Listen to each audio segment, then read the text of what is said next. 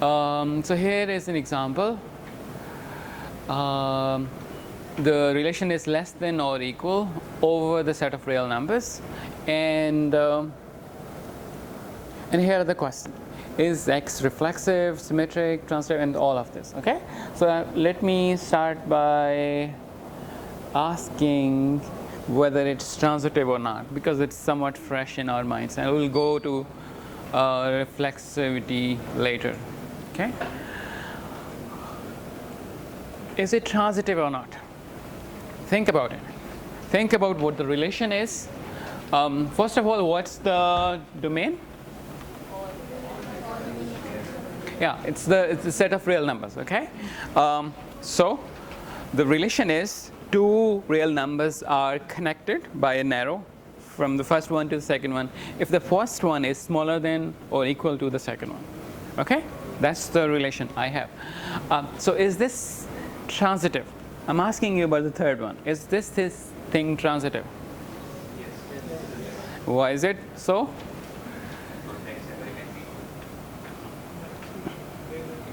Again, that's a bad justification. Yeah, think about it again. The answer is correct. The answer is this thing is transitive. But the thing is, देखो, transitivity requires you to prove that transitivity property holds for every possible x, y, and z. Remember? It does not say, okay, find me just one example where it's transitive. That will not cut it. It would say that, okay, for when x is equal to y is equal to z, it becomes transitive. That's not enough to say that this relation is transitive. To say that this relation is transitive, you have to say, regardless of how you pick x, how you pick y, how you pick z, you would have this condition that if x is less than or equal to y and y is less than or equal to z, you would have that x is less than or equal to z. Okay? Are we on the same page? I think it's not transitive. You say it's not transitive? Okay, let's hear it. Because if we have 1, 3, x is equal to 1 and y is equal to 3, Yes? then it is 2. Yes? Then we have 3, 1, x is equal to 3, y is equal to 1, but it is not. So, how does it impact transitivity? Remember what transitivity. Hold on a second, okay? This is what transitivity says. Except for those loops, okay? You have to check the loops as well. But except for loops, this is what transitivity says. Transitivity says that you have this arrow and you have this arrow, then you must have this arrow. Okay? This is what it says. So tell me an x and y and z where this is present and this is present and this is not. Okay? That would break transitivity for me. Yes, Anand?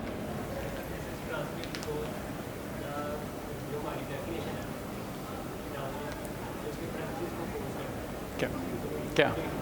This thing is transitive, right? This thing is transitive because if I know that x is less than or equal to y, and then y is less than or equal to some z, okay, hold on a second, let me put it here, then by definition x must be less than or equal to z.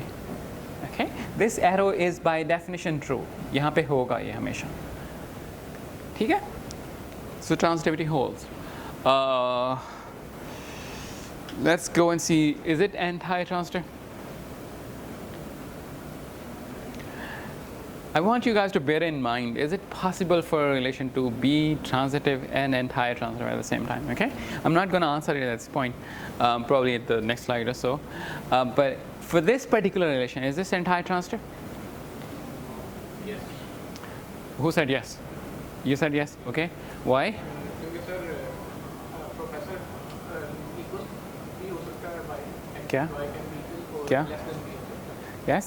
तो इस वजह से transitive हो भी सकता है और नहीं भी हो सकता है जैसे हम डायरेक्ट कर भी सकते हैं आप इक्वल तो y and x can be related. So, देखो, okay, go back to the definition again. So, definition of anti-transitivity is that for every triple x, y, and z,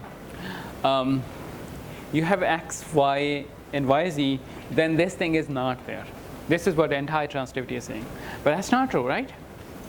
That's not the case here, because if I pick, as you said, if I pick x equals to y equals to z, I have all these three arrows, है ना?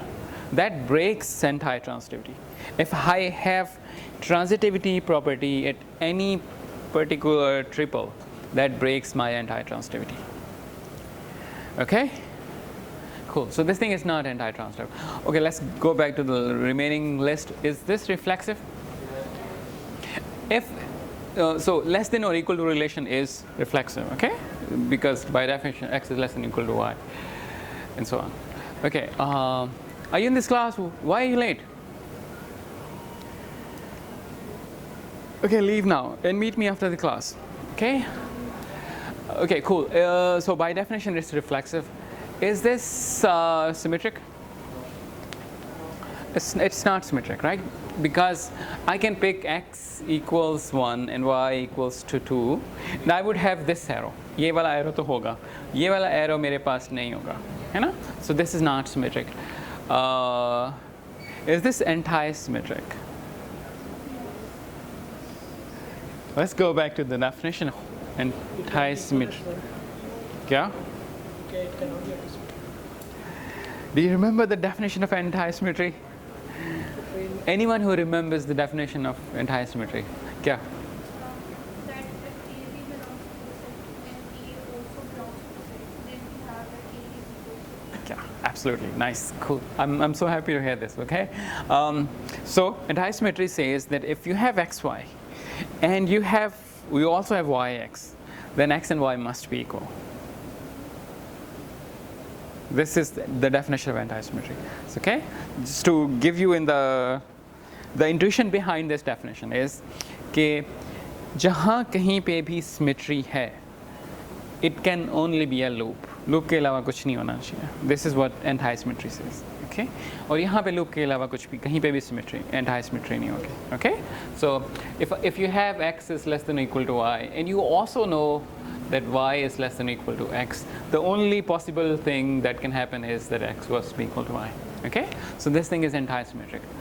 Are we done with everything? Oh, cool. Okay. Any questions?